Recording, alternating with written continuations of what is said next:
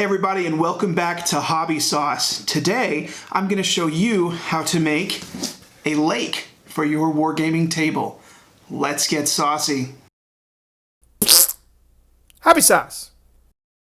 Thanks for coming back, guys. Today I'm going to show you how to make this lake. And again, we're building on tools that we've already learned in previous videos. So I'm going to show you what you need for this. This is actually very, very simple.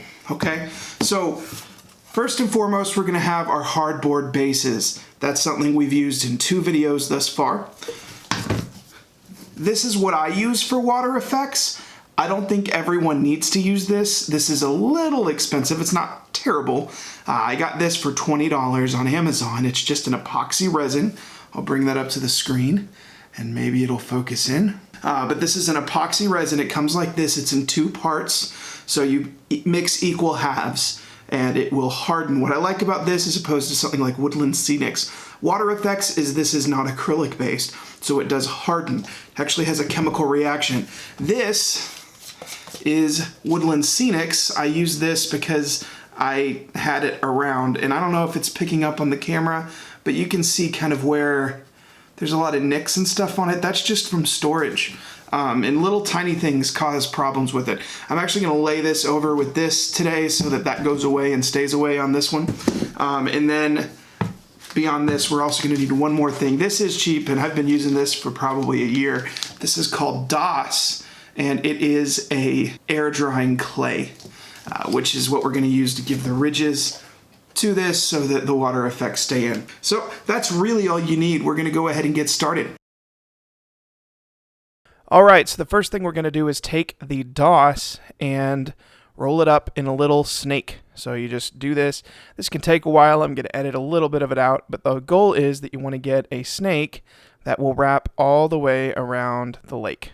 So here we have it at the end, and you see I test. Whoop, lassos all around. Now this is clay. Clay sticks better when you add water because this is water-based. So I'm going to take my finger and I'm just going to put a little bit of water in there and moisten up the edges of the board that we have here. Then I'm going to apply it. So I stick the clay on, wrap it around, and you can see I'm kind of applying pressure while I'm doing this. We're going to make sure this sticks better later, but we want it to kind of start sticking now. All right, now I'm going to take my hands, I'm going to keep them wet, and I'm going to start pressing up against that. I'm just pressing up against it and pulling it out as far as I can, feathering it. We don't want this very high, so I'm giving this a pretty heavy bank and going all the way around. So this is the inside. I'm almost done, and you can see it's pretty pressed up against there already. It's not going to move anywhere. You can see that's done and how it is. Now I'm going to just do it on the other side. This is easier. It's not going to fight you anymore because it's stuck on there. And this is just going to give us the very tiny embankment that we need to make sure that the water effects don't come off. This is just going to hold them in place so that they don't go on your table or anywhere else. But this is, I mean, we're talking 1/8 of an inch, maybe 1/4 of an inch height. Not a lot of height here because we're not going to need a lot of water effects to make it look like a lake. This is done. We're going to smooth it out. And then we just got to let this sucker dry. It takes about 24 hours to dry, so you can make a lot of these and then just walk away. All right, it's the next day, and now we have a dried lake. Now, if I bring this up to the camera, you can see that it is raised a little bit. Not a lot, though, because we're not going to need a whole lot to get this done. Now, you could just go straight on to painting from here, and it would be a functional lake. And we could have made different designs too. If you wanted to like have a bigger shore, you could have made the clay come all the way in right here. You can make any sort of design in here. I'm just going with a really simple one. But what I'm going to do real quick is you can see it has a little bit of a shore where all this is. I'm just going to put some rocks there. Nothing big, just gives a little bit of distinction. I'm going to go ahead and show you these really quick rock gluing down, and then we're going to go ahead and paint this.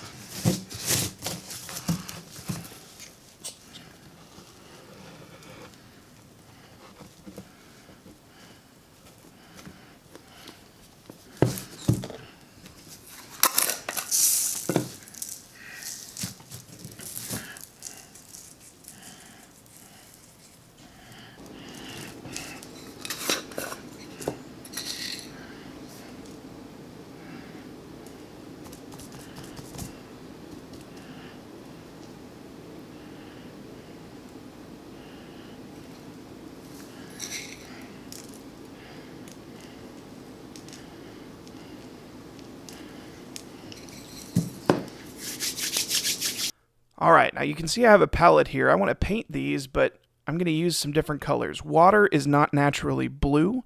It normally picks up a lot of green in it too, so I'm taking a dark blue and a dark green, and I'm putting this across the entire lake. Now we're going to wet blend some lighter colors in here, but this is our base coat. So we have it completely covered. Of course, we've spray painted this brown to start with before, and that's the base coat for the earth. Now I'm just going to take a lighter blue and mix it in with some of the previous color and some gray, and I have a mid-tone here. And just kind of mix that till I get a color I like. I'm going to take it along the sides. The base coat's still wet, and I'm just going to kind of blend those two together so it's darker in the middle and lighter on the sides, because the lake should be deeper in the middle and shallower on the outside. I'm going to take that white and I'm going to mix it in my mid-tone, and now I have a light tone. Now that's a little too light for the lake, but it's not too light for the edges of the lake, so I'm just going to bring it around. Going for a more stylized painting here. We're going to leave some brush strokes on here, and I want it that way. If I didn't want it that way, I could spend a lot of time making sure that this is very nicely feathered. I just don't want to mess with it. I like this effect. It looks kind of stylistic. And I'm making a lot of them, and I just don't have time. Well, I would really be using my airbrush here normally, but I want to show you how to do it without an airbrush. If you have an airbrush, it's going to be faster and it's going to feather easier. Very quick wet blend if you use an airbrush here. But that's completed. The water's completed. Now I'm just going to paint the sides. So I'm taking my mid-tone. This is the exact same way we dry brushed the rocks in the previous video. And I'm just going to dry brush on top of that dark brown. And you can see I'm bringing out that. I took a light. This is the light. And there we go. So the rocks are done. I'm leaving the edges of that pretty messy, but that's because we're about to flock them. And this should look familiar to you because we've done it on 2 videos before now. So I'm taking some watered down glue, 50-50 mix, and I'm putting that all the way around everywhere I want grass. There we go. I'm going to take some overgrown foliage first. This is clump foliage. And I'm going to put that around where I want it. This is kind of like bushes. There we go. Totally around. I'm going to push it in a little bit because that's what I think it kind of needs. It's a little too much right now. There we go. I'm going to do that all around, and then I'm going to take my dark flock and I'm going to put this around. Don't cover it all. And then I'm going to take my mid-tone and put that all around, and then I take burnt grass and cover the rest of it. We're going to knock a lot of this off, but that is flocked, excuse me. Here's the water effects. So we have 2 parts to these water effects. This right here, and then this. This is the hardener. The other one is actually the epoxy. We have to mix these in equal portions, so I have my kitchen scale right here. I'm going to let you know you're not going to be able to see it, but the point is I put the same amount in both. So I'm going to take this off and start pouring in, and it goes on in there. I've laid down a lot of newsprint because I do not want this to get on my table.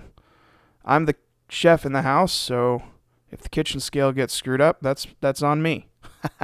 You can see I've put in 3 ounces, 3 1/8. So I'm going to try to put 3 1/8 hardener in as well. So there goes in the hardener. And you can't see it, but it's 3 1/8 as well. So I've added both. There we go.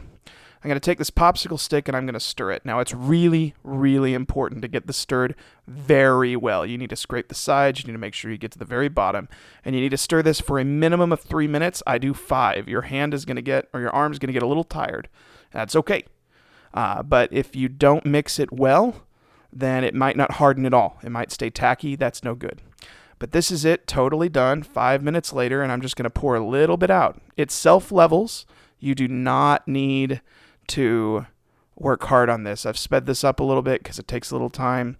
I move the popsicle stick around a little bit because sometimes it won't go up into the flock. So I just want to push it out. But overall, this is it, okay? I move it around a little bit so that it can get up to where it wants to be. And that's it. We have water effects here. This takes about 24 hours to cure. So we're just going to leave this be after it levels, and we'll come back. If for whatever reason you pour too much, it's going to get onto your flock and it's going to make it look extremely wet. This is easy to fix. All you have to do is put some more flock on top of it. I like the effect that it gives on the very edges, but not anywhere else. Now you see there's a lot of bubbles in here. These normally clear out on their own, but if you want, you can apply a flame and it'll take it out. Just for good measure, I don't like to play with it because if those bubbles are there, it'll look terrible. So I just do this real quick. Doesn't take very long, and the flame takes all the bubbles out.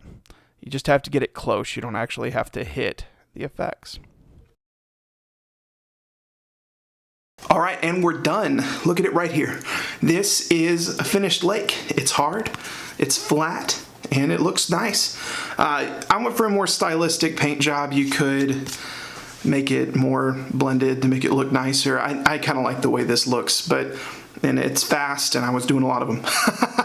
But one thing that this is missing, and I think it's kind of important, is waves. Now, you don't have to do waves. You could call this a still lake. There are plenty of still lakes. But most days there's a little wind, and that means there's a few waves in the water. I'm going to show you how to do that. First thing we're going to want to have is some Mod Podge. This is gloss Mod Podge. You can get all sorts. This is very cheap, and I just take a little bit of it. Doesn't take a lot. I probably overpour a little bit here, but it'll work. That is all you need. This is at my airbrush station, and I'm using my airbrush, and I'm just going to push this around. There's no paint in here, and I'm just going to make some waves. If you don't have an airbrush, you don't need an airbrush for this. I'm not using paint. I'm using compressed air. So you could buy some dust cleaner, the little air can cleaners. It would work just as well. You could also just use a straw and blow through it. You might get a little lightheaded, but you're not going to hurt yourself. And you just blow this around. Waves are created when water is moved around with air. So, hey, guess what we're doing? We're moving around a liquid with air. So it ends up looking really good. You just have to play around with this for a while. It can look forced, so you want to make sure that it doesn't. You hit it from really close and really far away, but when you get an effect you like this, you're done. I'm going to wipe off the little edges on there, and then I'm going to take my airbrush and clean up. You can see that little wiped effect. I don't like that. So, boop, there we go. You don't have to add this, but I think it adds really well. Mod Podge dries in about 24 hours, and it's going to dry clear. So, there you go. All right, and now we're totally done. We have a lake with waves. Looks pretty there, huh? All you had to do is just put that Mod Podge on, and it really just kind of brings it onto its own. You could spend a lot of time molding those on your own, but I think it's more easy just to let it naturally happen. Anyway, guys, either way, if you want waves or clear, we've got ourselves a finished lake, and you can make a bunch of those really easy. Until next time, stay saucy. Happy sauce!